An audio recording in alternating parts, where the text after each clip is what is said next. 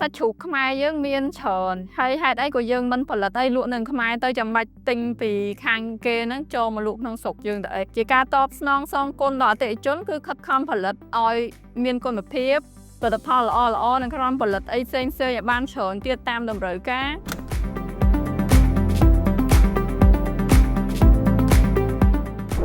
នាងខ្ញុំឈ្មោះធីមកុនធាជាម្ចាស់សិប្បកម្មកែច្នៃសាច់ទីលីណាដែលមានទីតាំងនៅតំបន់កសិទេសចរមង្គលវិធីសែនជ័យ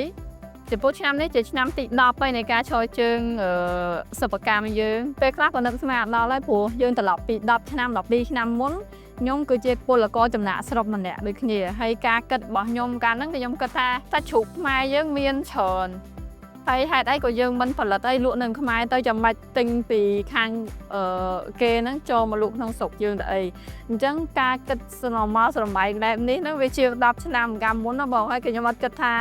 ឆ្នាំនេះខ្ញុំបានឈរកន្លែងហ្នឹងហើយថតឲ្យបងមើលពីសកម្មភាពដែលពួកគាត់ធ្វើនៅក្នុងស្រុកយើងប្រើសាច់ជ្រូកខ្មែរអ្នកផលិតហើយលក់ជូនប្រជាជនខ្មែរយើងអ្នកទទួលទានហើយសាច់ដែលមានគុណភាពរសជាតិឆ្ងាញ់និងតម្លៃសមរម្យ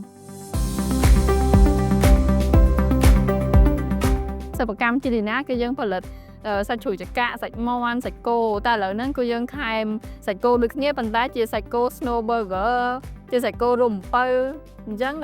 ការផលិតរបស់យើងគេតែកើនឡើងពីមួយដំណាក់កាលទៅមួយដំណាក់កាលអញ្ចឹងឥឡូវហ្នឹងយើងផលិតថ្មីហ្នឹងបានដល់ទៅ5មុខហើយចំពោះ Snow Burger ហ្នឹងគឺដោយសារអារម្មណ៍ជាម្ដាយហើយជាមួយកូនប្រុសខ្ញុំហ្នឹងគាត់ចូលចិត្តញ៉ាំ burger អីអញ្ចឹងហ្មងខ្ញុំមុនមួយធ្វើឲ្យគាត់ញ៉ាំឯងហ្មងខ្ញុំធ្វើដូចថាម្ដង2-3 គីឡូអញ្ចឹងធ្វើឲ្យទុកសម្រាប់ពេលចុងសប្ដាហ៍អញ្ចឹងខ្ញុំនាំគាត់ធ្វើញ៉ាំពេលក៏ខ្ញុំថាចាំបើយើងធ្វើលក់ទៅមិនដែរព្រោះខ្ញុំចង់អារម្មណ៍ជាម្ដាយដែលគាត់មានពេលវេលាតិចតួចនៅជាមួយកូនអញ្ចឹងគាត់គ្រាន់តែទិញសម្បក burger ទិញ mayonnaise ទិញអីមកគឺគាត់បរៀនកូនគាត់ធ្វើហើយយកសាច់យើងទៅចម្អិនដាក់ញ៉ាំបាន burger ហ្មងហើយក្មេងៗគាត់ចូលចិត្តខ្លាំងមែនតើចំពោះនាងខ្ញុំការកកើតតាំងពីធ្វើដៃធ្វើម្នាក់ឯងរហូតមកចេញជារូបរាងជាសិប្បកម្មបែបនេះគោលការណ៍និងឆន្ទៈអ្នកផលិតមួយត្រូវតែមានឆន្ទៈជាគោលឆន្ទៈថាយើងផលិតដើម្បីឲ្យគេញ៉ាំហើយយើងត្រូវគិតពីអាយុកាលវែងនៃដង្ហើមសិប្បកម្មរបស់យើងអញ្ចឹងសិប្បកម្មរបស់ខ្ញុំទាំងមូលប្រៀបដូចជាដង្ហើមសេដ្ឋកិច្ចគ្រួសារខ្ញុំទៅស័យឈាមនៅក្នុងខ្លួនខ្ញុំហ្មងក្នុងការកែច្នៃដែលខ្ញុំកែច្នៃហ្នឹងមកដំណាក់កាលទៅមកដំណាក់កាលគឺយើងស្រិតក្រិតក្រង់យើងសម្រិតសម្រាងតាំងពីបន្ទប់ប្រឡាក់វាយើងត្រូវមានកន្ទប់ប្រឡាក់សុវត្ថិភាពការពាររុយការពារសាច់ក៏យើងត្រូវមានប្រភពច្បាស់លាស់ដោយបងញ៉ាំសាច់ជ្រូកចការបស់សិប្បកម្មទីលីណាបងដឹងទៀតថាប្រភពសាច់យើងយកមកពីណាអញ្ចឹងសាច់ដែលយើងយកមកហ្នឹងគឺជាកសិដ្ឋានអឹមភិកអញ្ចឹងកសិដ្ឋានអឹមភិកជាកសិដ្ឋានធំនៅក្នុងស្រុកខ្មែរយើងមួយដែលចិញ្ចឹមជ្រូកតាមຂະຫນាតស្តង់ដារអន្តរជាតិ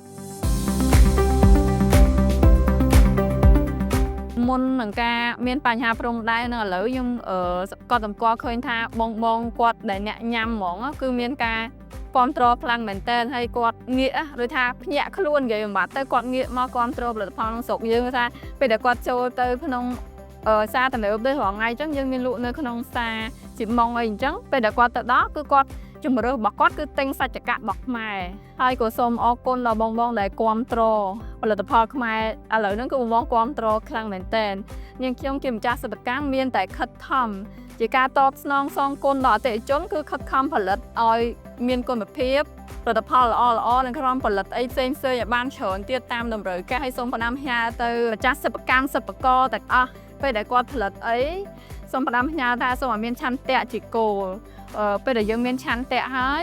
យើងស្រឡាញ់យើងធ្វើមកគឺឲ្យផលិតផលយើងនឹងប្រៀបបានជាសរសៃឈាមនៅក្នុងខ្លួនរបស់យើងនិងជាដង្ហើមសេដ្ឋកិច្ចនៅក្នុងគ្រួសារយើងទាំងមូល